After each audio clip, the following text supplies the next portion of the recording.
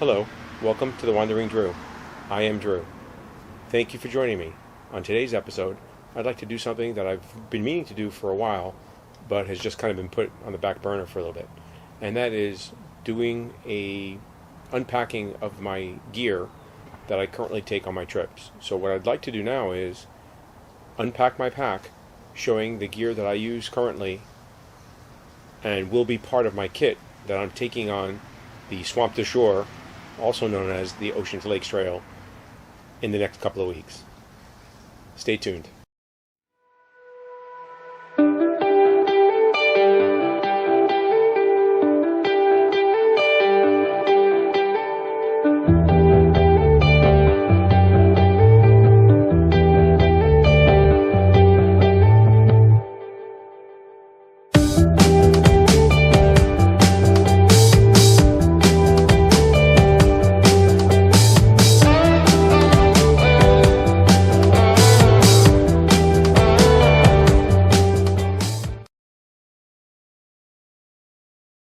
Welcome back.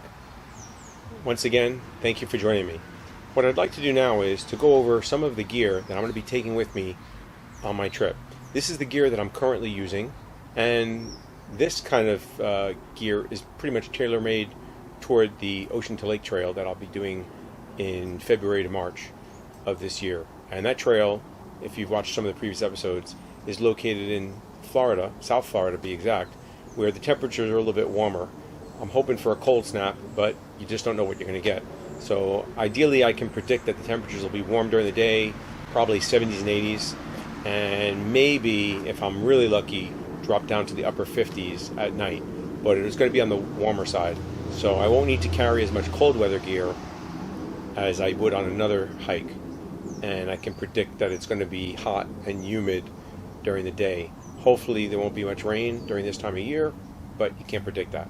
The gear I'm currently taking now has evolved greatly from when I first started hiking. I'm on my probably third backpack to fourth backpack probably. This is really my second sleeping bag, probably my third or fourth tent. Shoes, numerous, probably 8 different pairs of shoes and sizes as models have changed, and even different brands. I've tried several different brands. And most of my other gear has pretty much evolved as well. So not too much has really stayed the same since I started revisiting gear and reducing weight where I can, or functionality, which is the big test for me. First, I'm going to go over some of the gear that I'll be carrying with me on my body. So basically this is clothes I'm wearing and is not included in my pack or the pack weight. So first of all, I'm going to go over my shoes. The shoes that I'll be using for this trip are the same shoes that I used for the Foothills Trail, and I did have some trouble with the toe box on that, going down descents with my toes jamming against the front box, so I actually went up a size. These are an 11.5. I'm going to wear them for 2 reasons. One, since there's not a lot of elevation change on this hike, I feel that toe box won't be an issue. Secondly, there's a possibility that I could be going in and out of wet areas with the shoes and my socks becoming flooded. So I like the idea that it has mesh in the front and it'll drain out. Secondly, I have already purchased gaiters, and if you're not familiar with gaiters, these are gaiters that are manufactured for this, and what you basically do is you put them on your leg. Say this is my foot.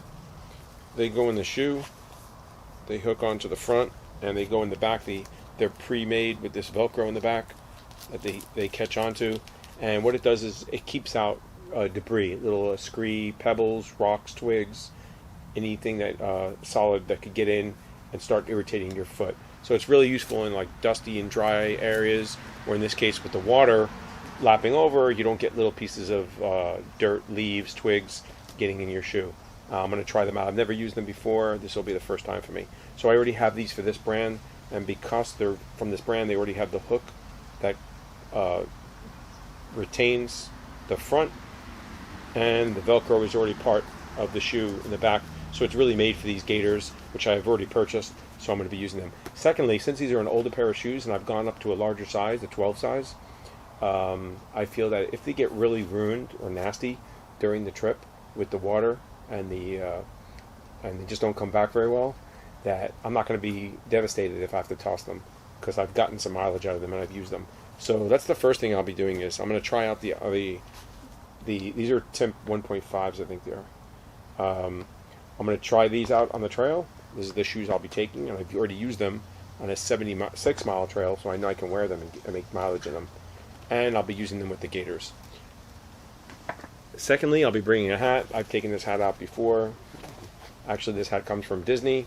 I had another hat that was actually, believe it or not, and it's not an excuse for the teachers out there, was eaten by my dog.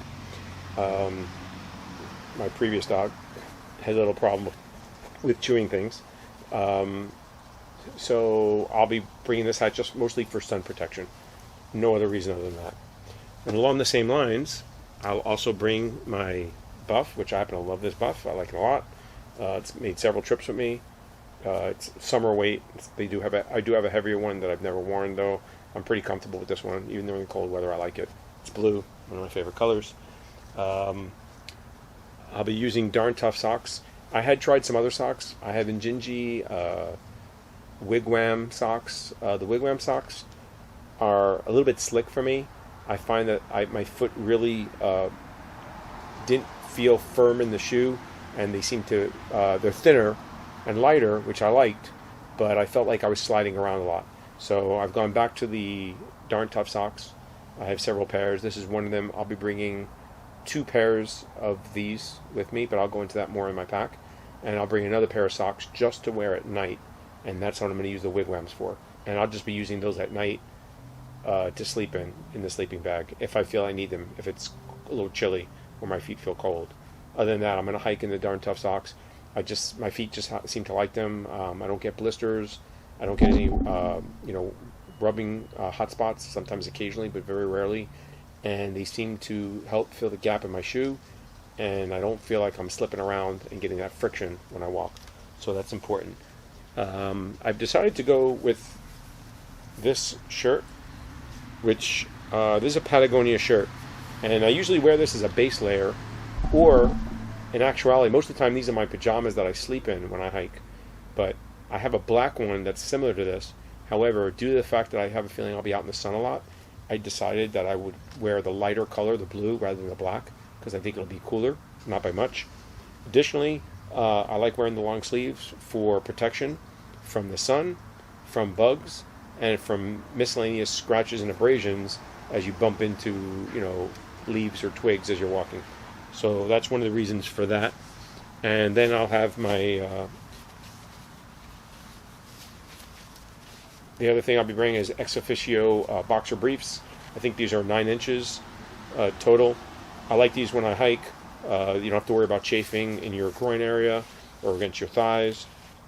And they're light, they dry fast if they get wet, and they just feel generally comfortable. They're tight where they need to be and not tight where they don't need to be.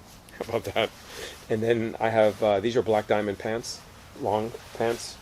They're not convertible, they're solid pants. And I generally wear these. I have 2 pairs that I'm on right now that I generally wear. It's either these or I have a pair of Columbias, which are convertible pants, or in Scouts they used to call them switchbacks, because you can switch them up and back. But if anybody remembers those. But these are convertible pants. These are not convertible, and I've worn these on several hikes. And I'm not carrying extra clothes. It's only a 4-day hike. I'm just going to be out in the woods or in the swampy areas with all people that are basically going to be just as sweaty and dirty as me, and I don't want to carry the extra weight.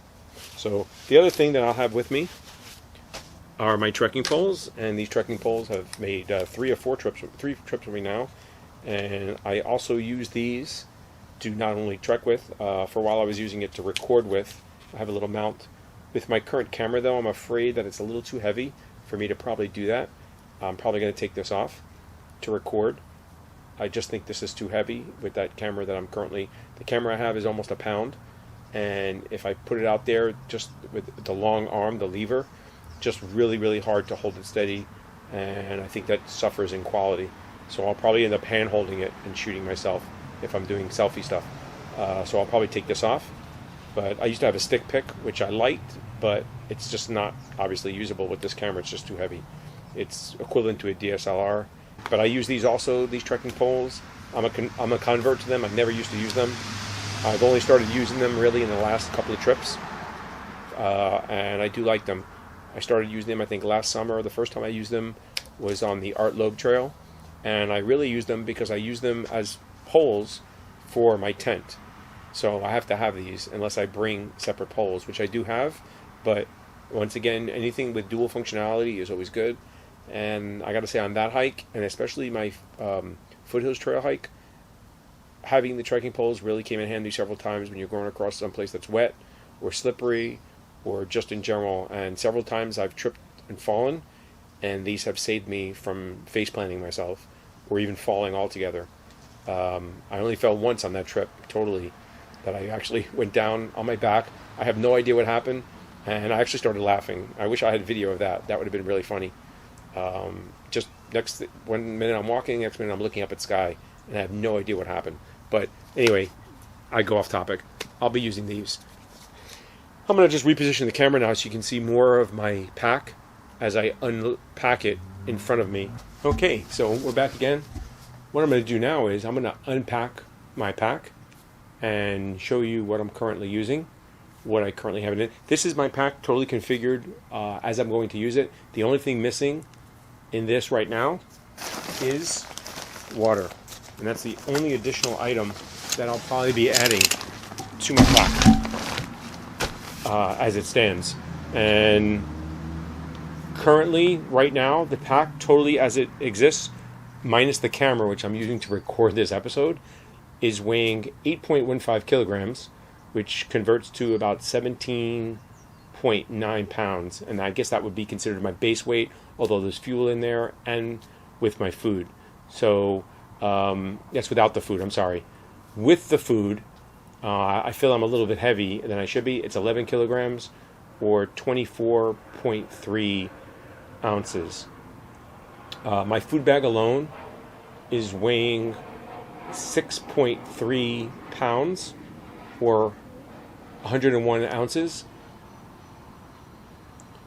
minus the weight of the bag itself, which is about 3.3 ounces. I have a Z-Pack food bag. If you take away that weight, you end up with approximately 6.1 pounds, or 6 pounds roughly, rounding up at 6.1 pounds. It's kind of in between the numbers. So it's about 98 ounces of food, or about 6.1 pounds of food for 4 days. So I'm a little on the heavy side. I do have a little extra food. I notice I seem to have purchased a lot of prepared junk food. I got some cookies, a lot of snacks, some trail mix, as I usually seem to gravitate toward those. I'm looking for easy foods that I can just eat while I walk usually, or just no cooking. I only generally cook at night for dinner. So let me get into the pack. So this is my Z-Pack's Arc Blast pack. It's made 2 or 3 trips with me now. Foothills Trail, it's been on the Art Loeb Trail, and now it's going on the Swamp to Shore, or Ocean to Lakes Trail. So just to start off, I'm going to start on the front pocket, which I really like, the front pocket. And what I have here generally is stuff I'm going to need during the day, or I might need to reach quickly. So what I've placed in here is my brand new Helium rain jacket. It's Outdoor Research Helium rain jacket. I just purchased this. Have not used this or tried it. I'm contemplating taking my older jacket, only because that one is a little bit heavier, and I can use that in lieu of a fleece that I usually take, and I can lighten up about a pound of weight. So, but I'm probably just going to bring this, and I can use this as a windbreaker, or just keep warm in the morning when it's a little chilly and you just need a little extra, warmth. The other thing that I usually carry on the outside is my water filter. I have a Katadyn water filter. It's called the Katadyn Be Free. And I carry it with the filter, the hose, or as my son calls it, the noodle. It looks like a noodle. I have the noodle or the hose, the filter, and I keep it in a bag. If it's really cold, you need to take this in with you so it doesn't freeze at night. I'm not expecting that to happen. But my last trip on the Foothills Trail, this slept with me in my sleeping bag when it got down to cold weathers. And I have the bag. And this is a 3-liter bag. They do make a smaller one. So I can fill it up with dirty water if I want and walk for some distance using this, which I did do. So that's my water filter that I'm currently using. I like the gravity fed. I'm not a big fan of Sawyer, the Sawyer Squeeze. I used to have a Sawyer gravity fed one, but they discontinued it. It was still good, but I couldn't replace the filter. Knowing what I know now, since I was a new hiker then, the filter was probably still good. It just had dried out, and if I would have probably soaked it, all these things have membranes in them. If the membranes are sitting for a very long time, they get dried out and stiff and brittle. If you soak them in usually warm water, they begin to get soft and work again. So if you have an old filter, even a Sawyer filter that's been sitting for a long time, and you can't get water to go through it, stick it in warm water and let it soak for 10, 12, maybe even a day overnight, and try pushing some water through it again with the syringe or with a bottle. And more than likely, you'll notice it'll probably start working. And if you can repeat that even once or twice more, you'll probably save your filter and save yourself some money. So if I would have known now, I like that filter. I threw away a perfectly good bag system and everything. It was a great filter, and I don't understand why they stopped making it, but I'm sure it was a sound decision on their part. I have my toilet trees. So in here, I have a roll and probably a half of toilet paper. I take the cardboard roll out of the center. I do that because I want to save weight. No, I also do that because it just packs up lighter and thinner. Without the roll in the middle, it's easy to crush. I have an extra bag or two just in case I need to pack something out. Dirty paper or wipes, if I bring wipes, which I don't generally use. From the tent lab, I have a ultralight trowel so I can dig a hole. And I also have a little thing of sanitizer, which is very important after you're going to the bathroom. You're touching parts of your body that are not clean, and let's face it, have germs and bacteria on them. And then you tend to usually grab a snack or eat or take a drink. Or the worst thing is when people make food for their other people or even share food. It's very, very common with hikers. They get sick and they blame, oh, I had bad water or something. It's really not. It's probably your hygiene is poor. And especially if you're sharing food with people. Most of us are really common. We open up a bag of, let's say, trail mix, and someone puts their hand in and gets it. Or we pour it in their hand, or maybe we swap food by touching it. And that spreads disease. So it's very, very important to wash your hands and keep them clean. And sanitizer is especially important to me after you go to the restaurant. I have my map of the Ocean to Lake Trail. I covered this in a previous episode. This map was made by the Florida Trail Association themselves. This is their official map of the Ocean to Lake Trail, and shows the Ocean to Lake Trail starting here in Lake Okeechobee and heading eastbound, and then where it picks up eastbound, going to the northeast, I guess you could say, till it hits the Atlantic Ocean by Jupiter and Jonathan Dickinson State Park. I'll be carrying this as a backup. I do have my phone that I'm carrying with me. On that phone, I have the Guttix Guide, which covers the Ocean to Lake Trail. So it's GPS based. It works even if it's in airplane mode. Your GPS works, knows where you are, and it also has all the important points of interest on it, like watering holes, road crossings, distances, and camping spots. So it has everything I need. So that's everything that I have in the outer mesh pocket generally. I don't use it, but these are things that you want in there that you're going to need during the day, so I don't have to go in the pack or take it off. So if it's going to rain during the day, I can reach in, grab my rain jacket, and put it on without taking the whole pack apart. If I need to go to the restroom, or I need to get water, and I need to filter, I can grab those items, once again, without taking the whole pack apart, just reaching in that pocket and grabbing it. I take the pack off, I reach in the pocket, I use what I need, I put it back in, and I'm ready for next time. I have two outer pockets on the side. I generally use those for carrying water bottles. Usually I'll put 2 1-liter water bottles on each side to balance me out, but they're easily accessible while I'm hiking, and I can visibly see what I'm drinking. The 2 hip pockets are the only other items that are on this. If I could, I'll move this way. So on the 2 hip pockets, generally, depending on which one I'm using, and I'm going to just use this way because I'm used to it. So the hip pocket on the right, I generally carry electronic or camera equipment. I used to carry my camera in here. In this case, I carry, I'm going to have the spare batteries and cards for this camera that I'm using. I'm going to have my headphones and a cleaning cloth for glasses or lenses in case they get dirty. And that's usually all I carry in that one because I'm carrying my camera in a separate spot, as I've discussed before. In the left one, I'm going to have, usually I put my snacks as well. I have my spoon, just because it has some sharp edges and I don't want to poke through anything in my pack. So if it's going to poke through something, I'd rather be this. I have my headlamp. I have my knife, which is literally a very small knife. This is a Gerber. It's a mini knife. I don't know what size it is, but it's, I don't know, inch and a quarter, maybe inch and a half blade. All I need to do is open packages and cut food. That's pretty much all I'm using it for. Really not going to be sturdy for anything else. And I really discovered these Nun tablets to add to your water. Since I don't usually carry coffee, since I don't generally carry coffee anymore, I don't bother making it. I've been taking these. These have some nutrients in them, some vitamins. Some of them have electrolytes, and they're also loaded with caffeine. So I can take one of these, drop it into my water bottle, let it fizz for about a minute or two, and I'm getting some electrolytes, some vitamins, obviously water. I'm hydrating, and I get a little bit of caffeine, so I don't get that headache from going withdrawal for caffeine while I'm on the trail. I have used them. I have not used them. It doesn't make a difference to me. I generally don't have a problem. I like flavors the water a little bit, especially when you need it. If the water's bad, I'm expecting the water to have a bad taste in the Everglades because it's either coming from a well or it's being filtered through the Everglades swampy and canal area. So I'm expecting it's going to have a lot of tannins in it. It'll be dark. Most of the areas I'll be in won't be cleared or purified yet. And I figure it'd have an aftertaste. So that will help mask some of the taste. Not a very strong taste. It's just a little bit, but I figure it'll take the edge off. The only other thing I have a hip pocket here. The one on this side, I'm taking off. The hip pocket, other than the hip pockets, I generally have a pocket on the strap. On the right side, I'm going to be putting my GPS in there this time. Last time I kept my camera in there at times also.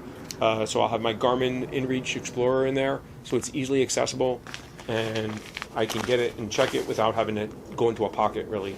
That's, harder to open.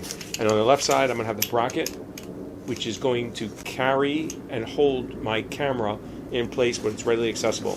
So with the push of the red button, I can take the camera on and off, take a picture, put it back on, and secured out of the way. It'll keep it out of the dirt and the mud, and hopefully protect it, but it'll keep it readily available for me while I'm hiking.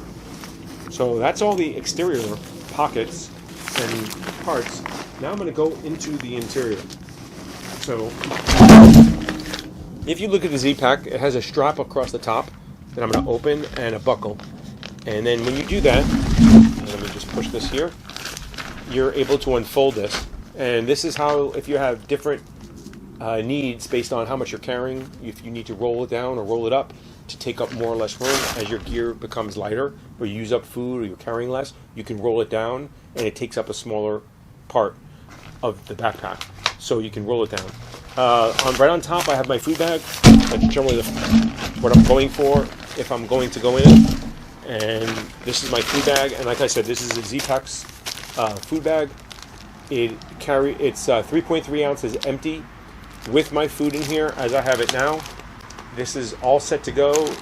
It weighs totally 6.3 pounds, roughly. I'm probably under rolling down because I weighed everything in grams. So I'm converting it to pounds. So it was like 101.3 ounces. And take away the 3 ounces or so, or 3.5 that my bag, including, I have a rock bag with line in there, 50 feet of line. I forgot to call it Z-line or something. It's their own special line that they use. It's thinner and lighter. It's supposed to be stronger.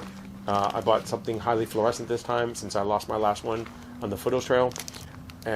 So adjusted for the bag's weight alone, my food that I'm carrying is 98 ounces. So roughly 6 pounds, 6.1 pounds or so. And I have all my food here for 4 days, and I guarantee I'll be coming home with probably too much. I may reduce this a little bit because I do feel that I generally carry too much food. I have bars in here for breakfast. I have trail mix. I have some like gummy type snacks, some fruit chews. I seem to be going to those lately, and a couple of cookies or so, and some meat. I've decided to bring pitas for lunch instead of bagels or tortillas, and I'm not taking any peanut butter or almond butter this time. So I'm going to try and use meat, salami, Genoa salami that I'm taking with me in a pack. It's cryo pack, doesn't need refrigeration until it's open, and I have a smaller pack, and I think it can last 3-4 hours. Even if it's open, sitting in my pack, it'll be fine, but I'm generally probably eat it up right away. The next item that I have is coming out. The only other thing that I've purchased in preparation for this hike, gear-wise, is I actually bought a pack liner, and I bought the one from Z-Packs. And the reason why I did that was I got tired of using a garbage bag, and I decided to actually buy a Z-Packs liner, so it's reusable. This is the fleece that I'm carrying. I've used this one before. It's a little bit bulky and heavy, and I'm probably going to leave it behind and just use the rain jacket. So more than likely, I won't be carrying this, but I'm still on the fence about it. I like it. It's a comfort item. I've used it many times. Loosely, I have some stuff packed. KT tape, which I like to use on my feet. I have to replenish my supply. And the other thing is I'm bringing some gear to take some long exposure pictures at night. I'm hoping to do that. Set up the camera and do some long exposures. So this is one of the transmitters for the shutter, so I can attach it to the camera so I won't make it shake. And that's going to go in my gear. I just got it the other day, and I haven't put it in my bag with the other stuff. In here I have most of my miscellaneous gear. This is a Sea to Summit. I believe it's a Sea to Summit 8-liter sack. And in here I have another 2 pairs of socks. Like I said, wigwams, which I'm going to wear to sleep in, hopefully. I like to bring clean clothes because it keeps my sleeping bag cleaner and hopefully not as sweaty or dirty at night. Makes me feel better. I'm getting into some clean clothes at camp after sweating. Lets my other clothes air out and dry, and doesn't get that dirty clothes into my sleeping bag. I also have another pair of Darn Tough socks that I can cycle them out during the day or even day to day to keep my feet hopefully in good condition. Long sleeve shirt to sleep in, dark in color. I have Patagonia base layer long pants. I generally wear these to sleep in, so I'm getting in some clean clothes, and I don't have to worry about it. The other items I have is this is all my first aid kit that I carry, or one of the parts of my first aid kit. This is mostly Band-Aids, if I get a cut or something I need to take care of, as well as some stuff to take care of my feet. So I've got Leuco tape and KT tape in here, and this is going in here, but I don't think I want to carry the whole thing, but I may just do it. It's not that much weight. I just try to downsize a little bit. So I've been trying to get lighter and lighter as I continue hiking. So not always easy to do. So I have to apologize for my neighbor who decided to cut his grass now. This is all my electronic and charging cables. I have one more cable for my watch, my Garmin watch that I need to charge, especially if I'm going to use the GPS, which I will, to track where I'm at and record it. But I have batteries in here. I have a battery pack, a 20 milliamp battery pack that I can use to charge all my electronics. And the other things I need to charge is my phone, the batteries to record using the camera. I have 3 of them, so I'll be cycling those out. And then the other thing will be my watch. So that will be that. Additionally, I bring 2 EpiPens. Have never really had a reaction. Only once that I've had to use it, but I never know. It's good to have. Additionally, if someone I'm with is allergic to a bee or something that stings them, I'm able to administer that. Here's some other first aid items. These are smellables that I generally put with my food at night if I'm hanging it up in a bear bag or something. And it's sunscreen, some soap, toothpaste with my toothbrush, as well as chapstick. So I keep those just separate. A bunch of miscellaneous Ziploc bags. Bags are your friends. Ziploc is great. Love those for anything garbage. They'll be from garbage to wipes to leftover food or whatever. And in this bag, I have a density filter for the camera if I decide to use it. I have a microphone because I'm not very happy with some of the recording sometimes. Microphone. It's a lav mic and a small little tripod which I may use to set up at night to try and do some of those long exposures. So, and this is going to be going in there as well. So, as I'm packing. Packing is, to me, is always a work in progress. So, you always see stuff you want to bring or don't want to bring. I hate carrying this. This is probably 2 pounds at least of extra stuff that I'm bringing, that I don't normally carry between the camera and the batteries. But, I feel, obviously I'm doing this channel. I think it's worth it. I enjoy doing it. And I want to deliver my experience and some quality. So, put that in there. The only other thing I have is a small little bag, which I'm going to stick in here, which has an emergency fire starter, some fuel, an extra 50 feet of line for like a tent or a bear bag if I need it, some a lighter in case I have problems. I also have a sewing kit, small sewing kit, if I need to repair something, as well as some bug spray, which I probably should put in with the first aid kit. So, but it just happened to end up in here. So I'm going to stick all this back in here in the bag. And as you can tell, it packs down pretty neat, and it's organized. The one complaint, it's personal. The one thing I don't like about the Z-Pack bag, and I'm used to going from my Osprey bag, is it had numerous compartments. Whereas the Z-Pack bag is really just a big sack with 1 or 2 pockets on the side. So being that there's no place to really contain stuff, you have to get pretty efficient at packing and knowing where your gear is. And the way I do that is to put stuff in Ziploc bags and keep like items together, or even sacks, storage sacks. So this is an 8-liter sack, and it worked good for me. Everything else is really, really fundamental, basic of what I need. So I have my MSR Pocket Rocket 2 stove with a fuel canister inside. So it's all self-contained, ready to go. The next thing is my Z-Pack's 2-person tent. It's a duplex tent, very lightweight. Have been very happy with it so far. The duplex, I have the stakes in here, as you can hear them as I tap in it. Everything's included here. The only thing I need to use extra are the trekking poles to hold it up. So just between this little kit, I'm able to get my tent up in probably like 2 minutes or so, 2.5 minutes. Very, very fast. Packs down small and doesn't take up a lot of room. And it is extremely light, especially compared to what I've used in the past. So I've had a Big Agnes tent, other tents, and it's honestly the lightest tent I've ever had. So I'm very happy with that purchase. I have my Thermarest sleeping pad. It's an inflatable, and I do have a pump for it, which annoyed me on the last trip. It died on the first night due to the cold temperature. The battery was weak. So for the Neo Air, put a new battery in. I'm expecting the temperatures will be a lot warmer. It'll work. But it really annoyed me that I carried it on the last trip, and it really did nothing for me. I ended up having to inflate my Neo Air from my mouth. So I wasn't happy about that.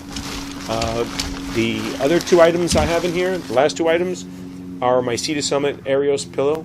Once again, you inflate this up at about 2-3 breaths, and it's full, and you can adjust it. And I've just found, I used to always use like a bag, or I would use that jacket, or my clothes, and just use it as a pillow. But I find they get a little better rest with a pillow now, and I've converted to, it doesn't weigh much. It's like an ounce or 2, and I think it's worth it. So I've decided to continue to bring a pillow. It takes up very little room, weighs very little, but I think it makes a difference in my sleeping, and I'm happy. And since I'm the one carrying it, that's all that really matters, I guess, right? And the last thing I'm going to bring is my sleeping bag, and the bag is empty after that. And this is my TK or Trek 1, Sea to Summit Trek 1 sleeping bag. I've had this bag for about 5 years now, maybe even 6, going on 6. Good bag. It's a warmer weather bag, I would say, compared to what I usually use during the colder weather. I have taken this bag with a liner down to the 20s, but it's good. Its comfort range is 40 plus to 70, and I feel we'll be in that range probably every night, with 70s in during the day as a high, and hopefully 50s or 60s at night, so it should be comfortable enough for me. I usually start out on top of it, and then as the night wears on, as it gets cold, I end up sticking my feet in there. If it does get even colder than that, then I usually end up covering my body or zipping it up a little bit, but I'm not expecting it to get really, really cold. It is South Florida. Even though it's winter time for the rest of the country, it's South Florida. Temperatures are generally warm. So that's it. That's my gear that I carry. That's everything that I'll be taking with me, except for the water. And I'm looking at probably bringing 3 to 4 liters of water with me, just because I want to avoid especially in the beginning, the first day, where we're more on canals and along some farmland, having to go to a canal and take out water from a canal. I worry about that because the canals in that area, there's not a lot of flow in them, so I feel they're a little stagnant with, either whatever may be in there. I'm especially worried about runoff from the farms, which would include chemicals, pesticides, fertilizers, and things like that. Generally things you don't want to really be putting in your body. As the trip goes on and we move further east, I think you get into more marshy areas, swampy areas that have a better flow and more turnover in the water, and there's less land around you that is farming, and it's mostly all protected wildlife area. So that water I'm expecting to be better quality, and I'm not worried about the brown brackish part and the tannins that are in it. I'm worried about the chemicals that I really can't filter out with my filter. Filters we have are good for bacteria and germs, so you don't get sick. They're not good for chemicals. They're not going to filter out any chemicals. So that's really what I have. That's all I've got today. Thank you so much for joining me. If you like this, please click the like button. Subscribe if you feel inclined to do so. Leave me a comment below. I really like doing it. It lets me know that someone's actually watching these. I appreciate you taking time out to watch this video and join me. And hopefully soon I'll be able to record a video out on the Swamp to Shore Trail and share my adventure with you. Thank you once again for joining me and taking time out of your day to watch this video. Till we meet again.